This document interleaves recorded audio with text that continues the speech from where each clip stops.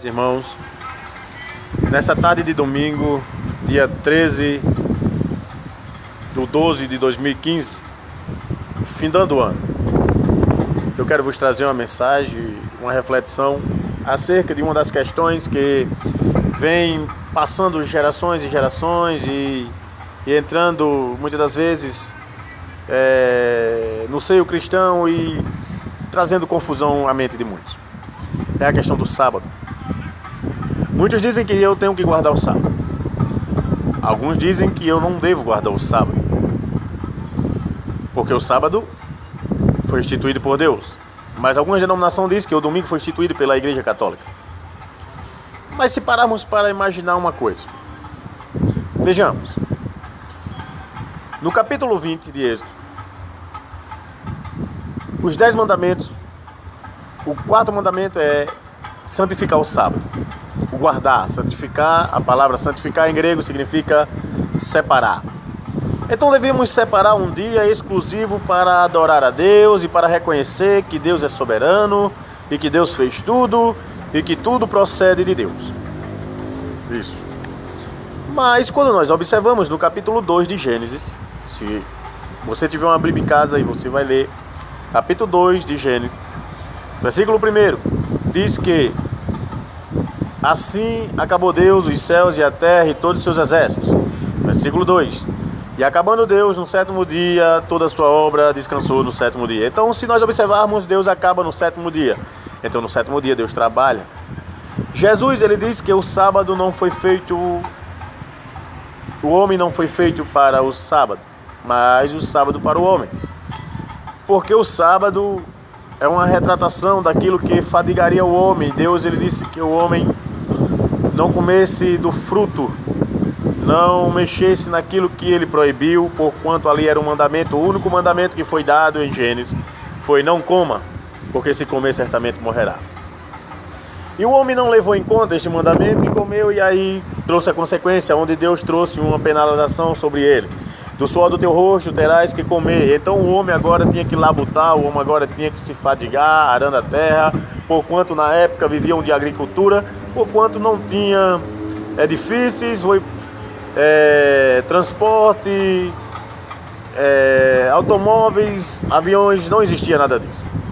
Então o homem agora tinha que labutar para trazer o alimento para a mesa, porquanto o homem deixou a vontade de Deus para fazer a sua. E consequentemente, todas as vezes que buscamos os nossos caminhos, buscamos caminho tortuoso, porquanto Deus falou lá em Ezequiel, dizendo: por acaso são os vossos caminhos o meu caminho? Por acaso é o meu caminho torto ou o vosso caminho torto? Então o caminho torto é o caminho do homem, é aquilo que o homem busca para si, é aquilo que o homem pensa que está agradando, mas não está agradando a Deus, se deixando a vontade de Deus. Pois bem, o sábado, quando observamos, a Bíblia vai falar lá em Jeremias, capítulo de número 17. Se você tiver uma Bíblia aí, você vai observar. No versículo de número 23, a Bíblia vai falar bem claramente que o profeta Jeremias, tomado pelo Espírito do Senhor, ele diz assim: assim diz o Senhor, guardai-vos de fazer o que eu vos ordeno, não carregais carga alguma dia de sábado, antes santificai o sábado, assim como eu vos ordenei a vossos pais, ou a vossos antepassados. No capítulo de número 17, versículo de número 23, vai dizer: não traga nem introduza nada pelas portas de Jerusalém, não tire nada da vossa casa e não carregue nada dia de sábado. Amém? Foi Deus quem mandou. Deus, ele disse: não traga, não faça. Mas Israel não guardou a vontade de Deus.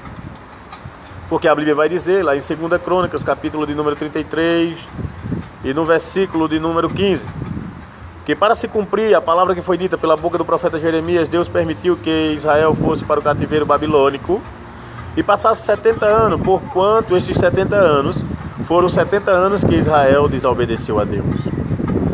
Vemos que a palavra de Deus, ela mostra a base do caráter e da lei moral de Deus, que é os 10 mandamentos.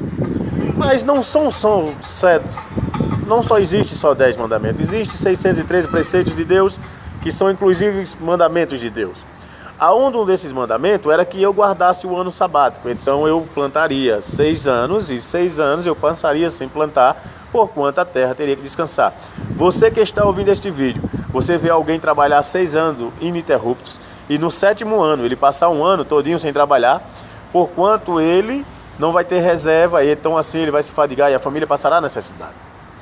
Quando nós observamos, Jesus quando veio, no capítulo 5 de João, a Bíblia diz que existia um homem que estava há 38 anos deitado à beira de um tanque.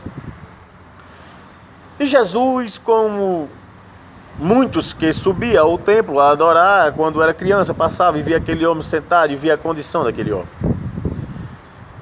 E chegou um dia que Jesus chega nele e faz uma pergunta: queres ter tu são?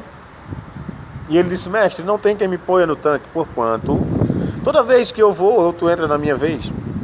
E Jesus disse: queres tu ser curado? E ele disse: sim. Jesus disse: então pega, levanta, anda e pega a tua cama e anda. Ou pega a tua cama e anda. E aquele homem, consequentemente, pega a sua cama e sai. Quando ele sai, ele vai para onde? Ele vai para a entrada de Jerusalém, para o portão que leva para o templo, e sobe a escadaria. Quando ele sobe a escadaria, os sacerdotes e os homens da lei daquela época disseram: olha, hoje é sábado, não é lícito que vós carregais a vossa cama. Mas aquele homem, olhando para eles, disse assim: olha, aquele que me curou, ele também disse: pega a tua cama e leva. Então observamos, Jesus é Senhor. A Bíblia diz que Jesus disse: eu sou o Senhor do sábado. Ou seja, Jesus foi quem fez o sábado, ele quem criou tudo. E Jesus ordenou que aquele homem levasse sua cama. Jesus entrou em contradição com a lei? Não. Porque quando a palavra de Deus não está servindo de nada para aqueles que dizem ser líderes do povo, mas quebram a vontade de Deus, então não tem por que o povo fazer aquilo que eles dizem. Mas se nós observarmos uma estipulação dada a Israel, e Israel nunca obedeceu, então Deus agora achou por bem trazer seu filho com a graça, e a graça nos trouxe agora acesso a Deus. Um acesso imediato que não precisaríamos mais de sacerdote, porque o sacerdote é quem fazia o sacrifício, era quem nos apresentava, era quem nos ensinava a lei, porém o profeta era aquele que trazia a mensagem que Deus dava para o povo. Paulo, escrevendo no capítulo 4 de Gálatas, e versículo de número 10, ele diz: olha, guardai-vos dias, meses, anos e tempo. No versículo anterior, ele diz que ninguém vos constreja por festa, dias ou meses. Então veja, ninguém pode constranger ninguém por causa desses dias, mas nós devemos praticar a vontade de Deus. Quando também nós observamos, Jesus ele foi morto, e o que nosso seio evangélico aceitou até hoje é uma coisa que eu não entendo. Veja, a Bíblia diz que Jesus disse assim, o indagaram dizendo: qual o sinal que nos dás para dizer que é o Messias? E ele disse: eu não vos dou outro sinal a não ser o do profeta Jonas. Porquanto Jonas passou 3 dias e 3 noites no ventre do grande peixe, assim também o Filho do Homem passará 3 dias e 3 noites no ventre das terras. Veja, 3 dias e 3 noites, e isto é literal. Porém, se nós observarmos que Jesus foi crucificado na sexta-feira, e observando o horário da cultura judaica, que declinava de 6 às 6 da noite, ali já ia o dia e começava outro dia, nós vamos observar que não dá 3 dias e 3 noites. Então Jesus mentiu? Não. Foi consequência dos homens interpretarem erradamente as escrituras. Mas, se nós observarmos, essa cultura pegou até hoje, porquanto temos a Páscoa, e a Páscoa começa na sexta, e no domingo ele ressuscita. Mas se você analisar e fazer a matemática, nunca vai bater. Nem o maior matemático do mundo vai poder decifrar isso. Mas aí eu quero dizer uma coisa a você. Jesus ressuscitou. O importante é isso. Ele ressuscitou. Ele trouxe esperança para mim e para você. Ele é o nosso sábado, ele é o nosso descanso. Capítulo número 11, versículo 28 de Mateus, ele diz: vinde a mim todos que estáis cansados e sobrecarregados, e eu vos aliviarei. Tomai meu fardo, porque ele é leve. Aprendei de mim que sou manso e humilde, e encontrareis descanso para vossas almas. Ele é o nosso descanso. Então nessa tarde, amados, que Deus abençoe você, e dizendo uma coisa: a graça de Deus nos basta. Em nome de Jesus, que Deus abençoe. Fica na paz. Amém.